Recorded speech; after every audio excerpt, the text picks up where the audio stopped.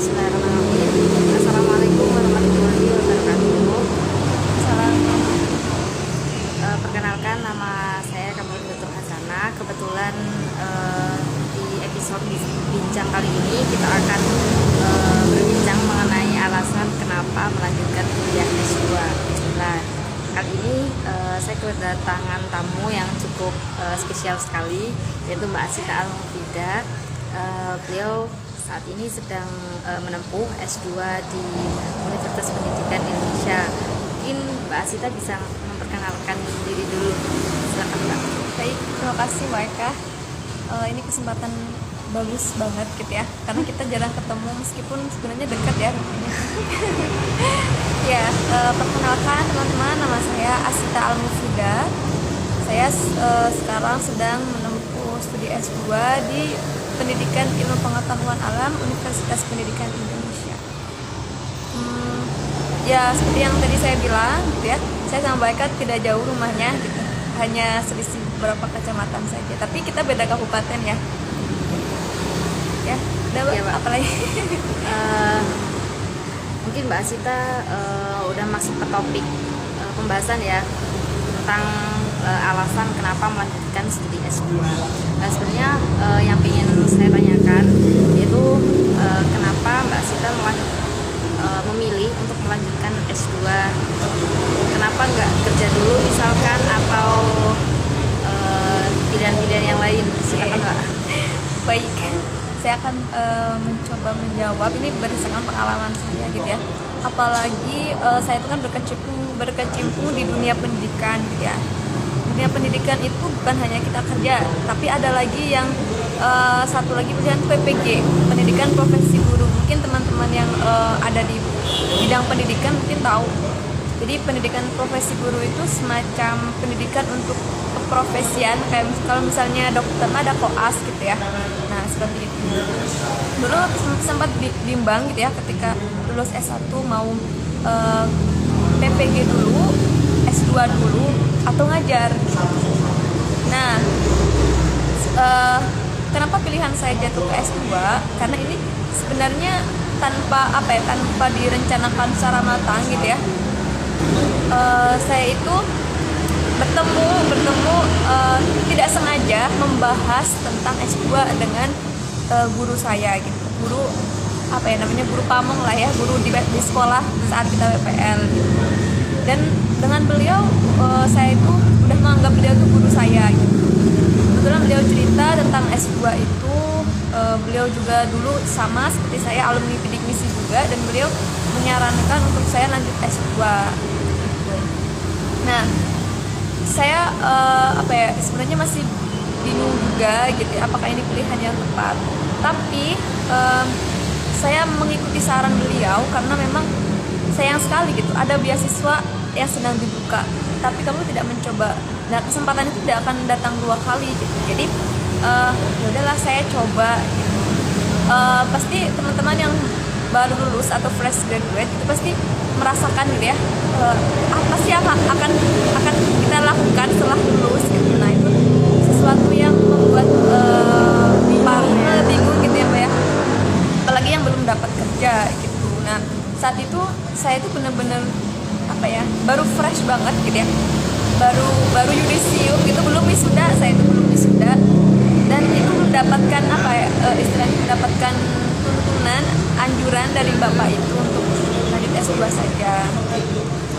Terus sudah saya coba gitu ya, nah di perjalanan gitu ya, di tengah-tengah tahapan mendapatkan beasiswa itu saya bertemu dengan kakak tingkat yang kebetulan beliau itu sedang menempuh PPG juga gitu katanya.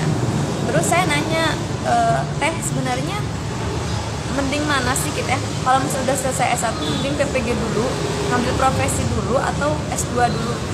Kata beliau, mending S2 dulu kalau misalnya ada kesempatan dan ada ada beasiswa mah, mending S2 dulu gitu. Karena PPG itu katanya gampang, PPG mah gitu. Maksudnya gampang itu dari yang background pendidikan itu bisalah gitu, istilahnya bisa dijangkau gitu.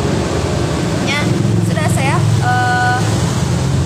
lanjut S2 gitu. Dan setelah saya lolos Sebenarnya saya tuh alasannya apa itu bingung juga, karena ya ini kan mendadak gitu ya Mbak ya, mendadakan gitu. Saya bingung juga alasannya apa ya. Kemudian saya cari-cari, oh iya saya kan pengennya jadi dosen gitu ya, dan ya mungkin ini jalan Allah yang diberikan oleh Allah untuk saya gitu ya, dituntun untuk bisa menjadi dosen itu dengan jalan S2. Dan kebetulan alhamdulillahnya ada beasiswa yang mengcover seluruh biaya S2 saya. Kalau misalnya nggak ada beasiswa kayaknya ya nggak bisa melanjutkan gitu. Soalnya orang tua saya memang menginginkan saya S2, tapi beliau tidak sanggup membiayai gitu. Jadi ya mau nggak mau silahkan cari beasiswa sendiri katanya gitu. Dan kebetulan pas ada beasiswa, ya saya lanjut S2. Jadi sempat kita live sebelumnya tentang beasiswa yang diperoleh Kak Asita, yaitu award di LPDP. Nah, mungkin teman-teman semuanya yang pengen kuliah lagi bisa juga coba di LPDP. Mungkin selain LPDP Mbak, ada beasiswa apa lagi yang mungkin Mbak Asita tahu untuk sekiranya teman-teman yang mau apply untuk melanjutkan S2? Oke, baik. Saya itu sebenarnya karena memang dulu ya alhamdulillah gitu, jalan saya untuk kuliah itu dimudahkan oleh Allah, alhamdulillah ya. Mungkin berkat doa teman-teman juga, berkat doa orang tua, doa guru-guru juga gitu ya. Dan saya S1-nya kan di divisi, kemudian S2-nya di LPDP gitu ya. Saya sebelumnya itu nggak pernah istilahnya ya, pernah juga sih searching apa sih beasiswa untuk S2 gitu, tapi nggak serius nyari gitu apa saja, karena memang sudah dapat gitu ya, ya udah fokus ke situ gitu. Tapi yang saya tahu dari teman-teman yang lain itu ada beberapa macam beasiswa gitu ya. Kalau dicari juga banyak banget kalau beasiswa S2 dalam dan luar negeri gitu ya. Luar negeri juga banyak sekali kalau misalnya teman-teman minat gitu ya. Ada beasiswa unggulan, kalau yang di dalam negeri itu beasiswa unggulan. Tapi biasanya katanya ya, saya juga berdasarkan cerita karena memang saya nggak nyari infonya secara detail gitu. Katanya kalau beasiswa unggulan itu didapatkan ketika kita sudah diterima di kampus tersebut. Misalnya udah masuk kampus itu, udah kuliah 1 semester di sana, itu bisa mengajukan beasiswa unggulan katanya gitu.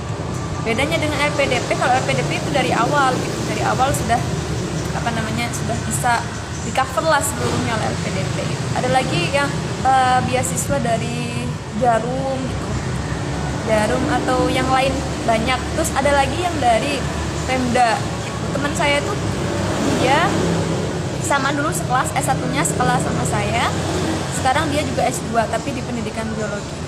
Beliau itu mengambil mendapatkan beasiswa dari Pemda atau Pemprov gitu ya, kalau nggak salah, pokoknya dari pemerintah aja.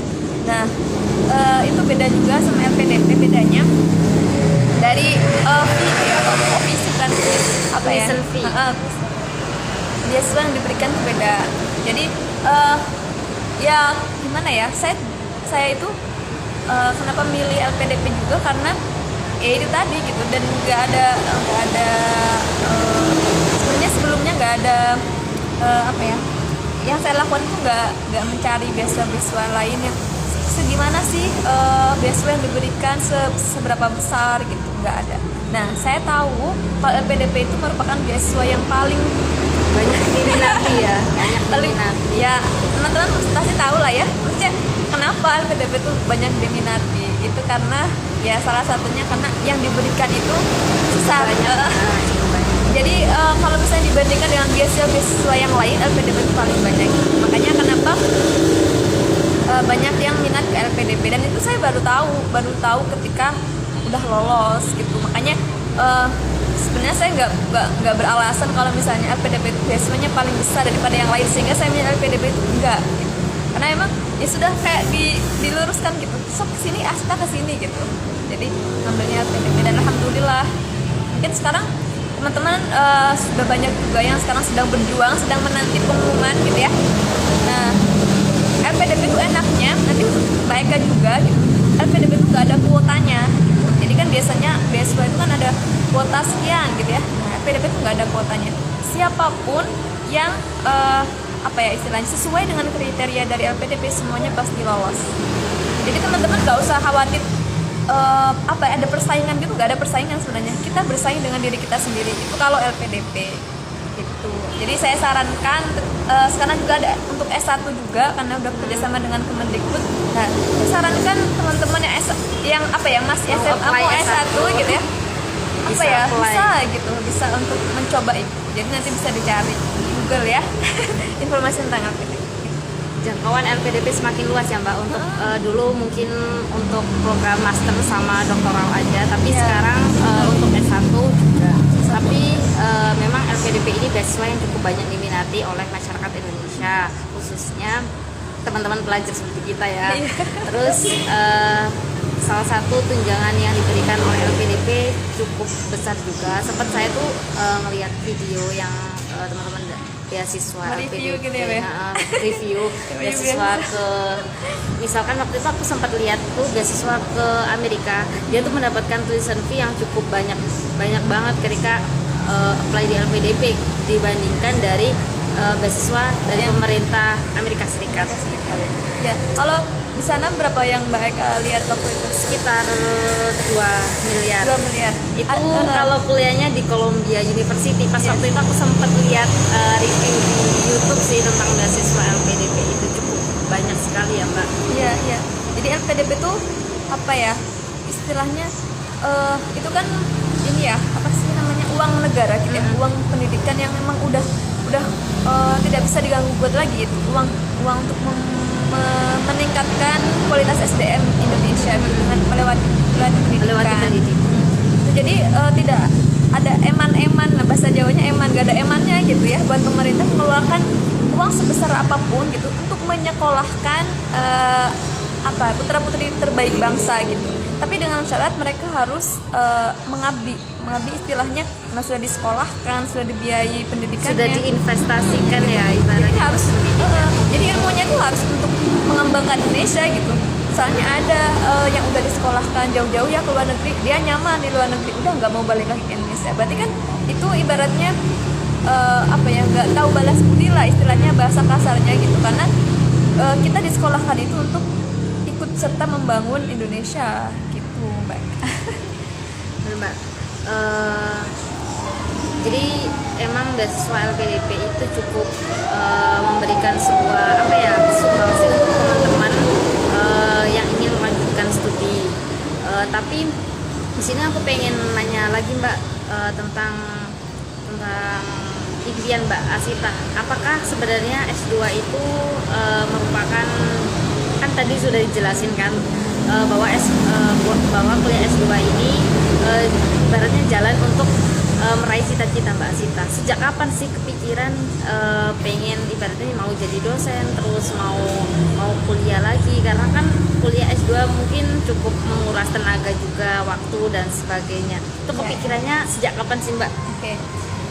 Jadi dulu waktu kecil ya sama lah umumnya seperti anak-anak zaman dulu gitu ya, maksudnya anak-anak kecil itu pasti mereka kebanyakan cita-citanya pengen jadi dokter gitu ya, termasuk saya gitu, saya pengen jadi dokter.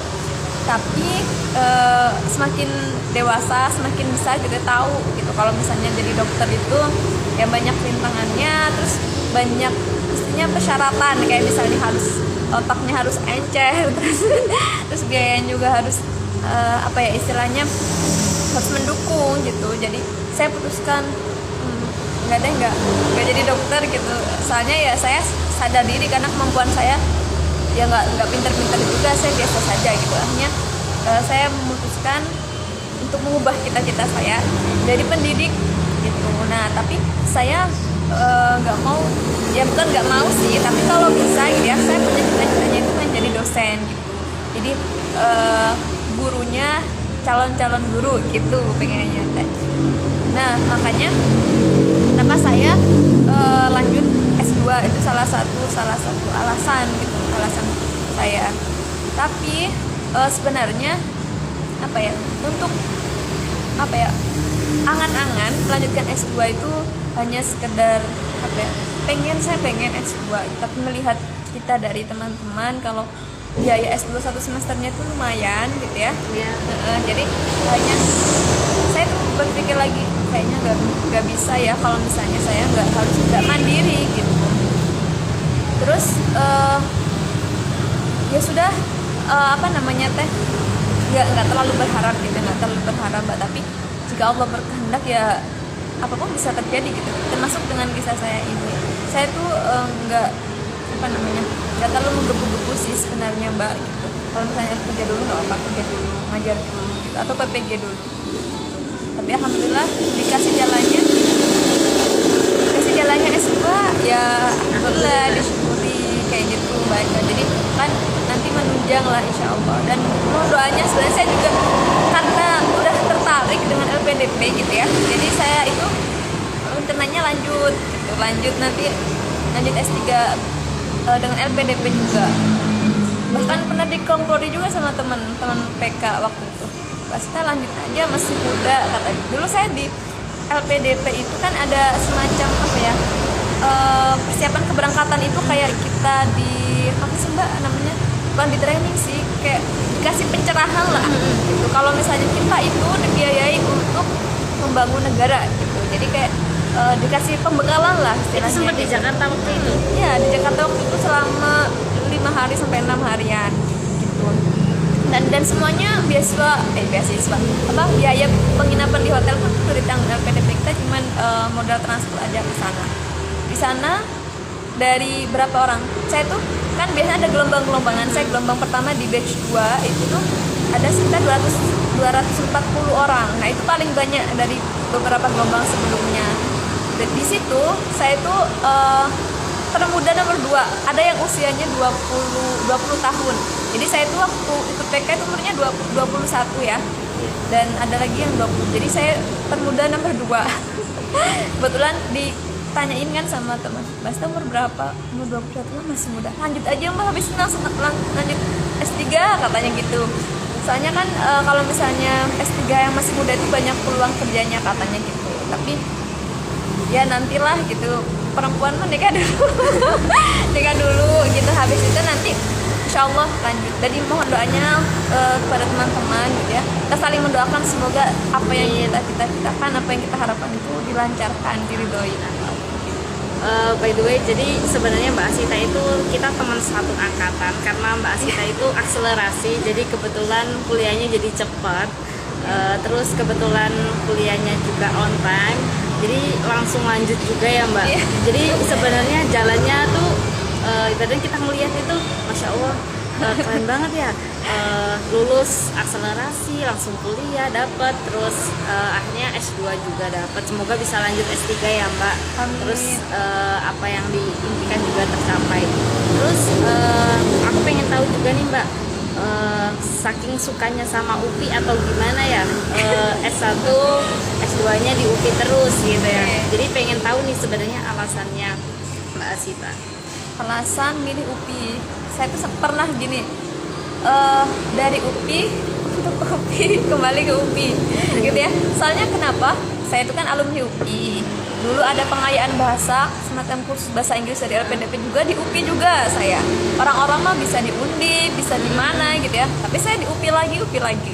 Tujuannya juga ke UPI, sampai kenapa semuanya tentang UPI gitu ya. Karena pertama saya itu karena fokusnya ke pendidikan ya teman-teman, jadi saya pun pasti memilihnya kampus-kampus pendidikan gitu ya. Misalnya apa ya, UNY, terus UNESA, UNJ, UNED, itu kan IKIP semua ya, IKIP daerahnya masing-masing. Kalau UPI itu IKIP-nya Bandung gitu. Jadi dulu namanya IKIP, sekarang jadi UPI gitu. Dan saya itu sebenarnya memilih 3 pilihan. Nah, karena ketika daftar LPDP juga dikasih 3 pilihan gitu, 3 kampus boleh pilih. Saya milihnya UPI yang pertama, kedua UNESA gitu ya kalau nggak salah, UNESA, ketiga UNY. Dan saya waktu itu daftarnya 2, kan yang dibuka gelombang pendaftarannya itu UPI sama UNESA. UNESA kan dekat ya sama rumah saya di Surabaya gitu waktu itu. Terus alhamdulillah diterima dua-duanya, tapi duluan UPI pengumumannya. Akhirnya ya alhamdulillah sesuai dengan pilihan pertama saya gitu. Kenapa UPI? Karena saya sudah kenal dengan dosen-dosennya, termasuk ada dosen terbaik saya gitu di situ, baik banget ibunya, dosen pembimbing S1 yang beliau juga membantu saya ketika membuat apa ya, semacam mini proposal untuk mendaftar beasiswa LPDP juga gitu. Jadi proposal studi ya Mbak. ya gitu. Jadi ya karena saya udah nyaman, sudah kenal juga dosen-dosennya juga, ya nggak apa-apa gitu. Dan UPI juga kan termasuk kampus pendidikan yang apa kualitasnya bagus gitu ya, kualitasnya bagus Indonesia. Jadi ya apa salahnya kalau kembali lagi, nggak apa-apa, itu baik aja. Jadi milih UPI karena itu. Oke, semoga kedepannya bisa lanjut S3 entah dalam negeri atau di luar negeri ya Mbak. Amin. Terus yang pengen saya tanyakan juga sebenarnya perbedaan dari S1 sama S2 itu apa sih Mbak? Kan sama-sama di UPI ya, mungkin bisa ngejelasin sistem-sistem yang ada di kampus tersebut atau pada umumnya juga. Oke. Perbedaan S1 dengan S2. Jadi sebelum saya menceritakan perbedaan, saya mau cerita dulu kalau saya itu, orang lain kalau sekarang ya, saya sekarang itu beberapa teman saya itu gini, pas tak tanyain mau lanjut S2 enggak kan, udah nggak mau katanya gitu, katanya udah pusing gitu ya, Udah capek. udah capek mikir katanya gitu, S1 aja kayak gitu katanya gitu kan. Terus kenapa saya bisa, maksudnya bisa dengan yakin gitu langsung S2 gitu ya, itu karena ya gimana ya, ketika S1 jujur atau tidak saya itu merasa apa ya, ya bukan gampang sih Mbak, tapi alhamdulillah mulus gitu loh, mulus gitu. Jadi saya itu tidak menemukan kendala yang berarti, alhamdulillah dikasih dosen wali yang baik, dikasih dosen-dosen yang baik gitu, dikasih dosen pembimbing yang juga baik gitu. Bahkan saya itu di seangkatan dulu lulusnya atau sidangnya itu pertama di yang pendidikan, kan ada murni sama pendidikan ya, di seangkatan yang pendidikan itu yang pertama kali yudisium itu saya dulu, karena ya itu berkat dosen pembimbing saya gitu, beliau itu baik banget. Apalagi saya kan orangnya apa ya, istilahnya ambisius juga, ambisius untuk cepat lulus gitu. Jadi beliau itu mengeimbangi gitu, kalau misalnya tahu kalau saya semangat, jadi beliau juga semangat ngajarnya kayak gitu. Dan apa yang namanya, tadi nyampe mana sih Baik? Kita bahas Hubungan iya, tentang pendidikannya Mbak Asyik. ya gitu. Saya nggak merasakan ada kendala yang berarti di saat itu. Makanya saya memutuskan untuk lanjut S2 dengan mudahnya, tanpa mempertimbangkan nanti gimana S2. Nggak nanya-nanya saya itu, pasti ya gitu-gitu aja sih kuliah mah gitu saya memikirnya. Terus pas udah semester 1, semester 2, kan sekarang udah semester 2 akhir ya, sedang puas itu, Masya Allah, baru semester 1 saya merasa ternyata gini ya, ibaratnya orang itu yang habis biasa selalu gitu ya kuliahnya, harus ngos-ngosan gitu, harus dipaksa itu, harus bisa ini, harus bisa itu gitu. Dan ternyata ketika saya komunikasi dengan teman-teman saya yang ada di UNES, kalau nggak salah UNES, kemudian di UNJ Jakarta, di Undip, sama di mana ya, di UNESA, di yang lain pokoknya yang sedang S2, beberapa dan UGM juga, katanya sama semuanya ngeluh, kenapa ya S2 tuh kayak gini banget katanya gitu. Oh iya, ternyata kita sehati Perbedaannya ya, signifikan ya ternyata. perbedaannya luar biasa gitu, luar biasa beda gitu. Pertama dari tugas Mbak. Kalau dulu kan ini ya, saya tuh bahkan apa sih, meremehkan sih, kayak ambil slow aja gitu ya Mbak. slow, terus mikirnya kuliah S2 mah cuma 2 hari gitu, bisa lah itu mah, cuma 2 sampai 3 hari bisa dihandle lah itu. Ternyata 2 sampai 3 hari itu kuliahnya yang apa istilahnya, yang tatap muka dengan dosennya, tapi tugasnya Masya Allah tiap hari, bahkan tidak ada waktu untuk main. Saya sampai ternyata begini banget ya S2 itu kayak gitu. Jadi benar-benar kerasa. Kalau dulu pentingnya kan kerja kelompok ya Mbak ya. Iya. Kerja kelompok terus tugasnya juga nggak terlalu berat gitu kan. Sekarang tuh tugasnya berat, harus semuanya serba bikin artikel Apakah semuanya serba individu juga mbak? Ketika sekarang kebanyakan semua individu online. Mbak, kebanyakan individu. Kalau kelompoknya itu cuma beberapa, dan kita kerjanya itu ya semuanya sama-sama berat gitu, semuanya sama-sama berat. Jadi kalau dulu kan memang S1 kerja kelompok tapi ringan gitu kan. Kalau sekarang ya semuanya serba penelitian. Jadi S2 itu dilatih untuk kita peka dengan sesuatu masalah, sehingga kita mau meneliti dan meneliti gitu. Intinya menyelesaikan problem yang ada ya mbak. Ya, dengan penelitian. Pokoknya jiwa-jiwa ilmuannya itu dipupuk gitu loh di S2. Jadi serba penasaran kayak gitu. Jadi yang awalnya S1 nggak Merasa ngos-ngosan. nggak dilatih kayak gitu ya, terus sekarang dipaksa untuk kayak gitu. Jadi kan kita belajar ya, dan belajar ibaratnya orang yang nggak bisa jalan, terus dia baru belajar jalan itu kan susah gitu ya. Udah di situ ya, ternyata bukan hanya saya yang merasakan, semua mahasiswa S2 di berbagai kampus pun merasakan hal yang sama kayak gitu baik. Jadi bagi teman-teman atau kita semua, terutama aku juga ya, untuk melanjutkan S2 juga perlu mikir untuk dan juga menyiapkan mental diri. juga. Benar banget. Fisik dan mental sebenarnya, karena ya kita memproduksi fisik juga, mental juga sebenarnya gitu. Tapi selama menjalani studi S2 ini, apa sih yang atau Mbak Asita tuh mulai kepikiran apa gitu? Ibaratnya gini loh Mbak, misalkan S1 Mbak Asita tuh kayak punya mimpi, oh aku pengen A gitu. Yang namanya hidup kan pasti ada ya, kita pengen naklukin sesuatu hal gitu ya. Tapi ketika S2, apakah mimpi itu semakin menurun, apa semakin Mbak Asita tuh semakin semangat gitu? Apa ya, saya tuh nggak punya mimpi yang spesifik gitu loh Mbak. Paling nggak gini loh Mbak, ibaratnya pengen jadi dosennya tuh kayak rasanya udah makin deket nih gitu. Oh, gitu. Oke. Kalau dulu ya S1 saya itu nggak ada sih banyak keinginan gitu ya, salah satunya menjadi mapres. Kalau mereka udah jadi mapres baik.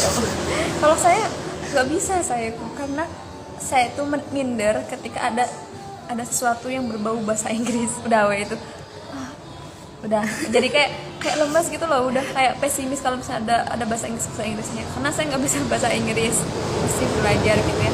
Terus ketika S2 saya itu apa ya sih, pokoknya saya itu ketika sudah lulus S2 saya itu pengen jadi dosen, kemudian pengen punya banyak tulisan gitu. Dulu saya ketika S1 mungkin berpikirnya itu nulis karena yang saya bisa dulu pas S1 itu kan nulis yang fiksi gitu ya, kayak bisa nulis cerpen, terus yang lain-lain gitu. Nah, ketika S2 ini karena semuanya selalu dilatih untuk menulis, saya jadi terinspirasi untuk selalu menulis. Makanya beberapa kali saya itu ngajak kolaborasi teman-teman saya yang lintas kampus gitu ya, untuk ayo nulis bareng gitu, ayo meneliti bareng. Kita penelitian kecil-kecilan aja sih gitu, nggak harus yang gimana gitu. Karena memang kualitas akademik kita itu juga salah satunya dilihat dari indeks yang di itu loh Mbak, yang di Google Scholar itu. Jadi ketik nama kita itu bukan akun Facebook atau akun Instagram yang muncul, tapi tulisan-tulisan kita gitu Pak. Yang pernah dipublish ya? Yang pernah dipublish. Jadi saya di S2 itu keinginannya ingin banyak nulis dan banyak publikasi gitu. Karena belum punya yang masuk jurnal gitu. Sekarang lagi ikut di conference internasional gitu, bahkan semoga bisa masuk final, kalau nggak di proceeding nggak apa-apa gitu. Nah, yang penting ada jejak tulisan lah ya gitu. Berarti ada kontribusi atau semacam apa ya Mbak, ibaratnya kita tuh pernah punya karya lah ya, ibaratnya gitu ya. Terus yang paling sebenarnya banyak banget yang pengen aku tanyain sama Mbak Asita, tapi karena kita juga melihat waktu juga, tapi mungkin aku pengen closing statement dari Mbak Asita ini, apa sih sebenarnya yang Mbak Asita pengenin sama pendidikan ke depannya, terus harapannya tentang teman-teman yang mau melanjutkan studi juga, terus harapan juga buat nyiapin mental buat teman-teman yang mau S2 juga, itu apa sih Mbak? Oke, yang pertama tentang harapan. Harapan Mbak Asita untuk pendidikan. Oke, harapan untuk pendidikan Indonesia ya, karena saya itu bukan pejabat ya, bukan pejabat. Kecimplung ke pendidikan ya ibaratnya pengen. Jadi saya itu ya akan berkontribusi untuk Indonesia itu ya sebisa saya dalam skala yang saya bisa. Misalnya saya hanya bisa menjadi dosen untuk calon-calon guru. Nah di situ saya mencoba untuk apa ya istilahnya Menjadi dosen yang terbaik jadi lah, dosen yang ketika terbaik dan memberikan apa yang sudah saya pelajari gitu tentang pendidikan, sehingga kualitas pendidikan di Indonesia itu ya mungkin dalam skala yang basicnya Mbak Asita ya, misalkan Mbak Asita seorang peneliti gitu ya, Ya. jadi kontribusinya yaitu sebagai peneliti yang ibaratnya baik di bidang tersebut gitu ya Mbak. ya gitu.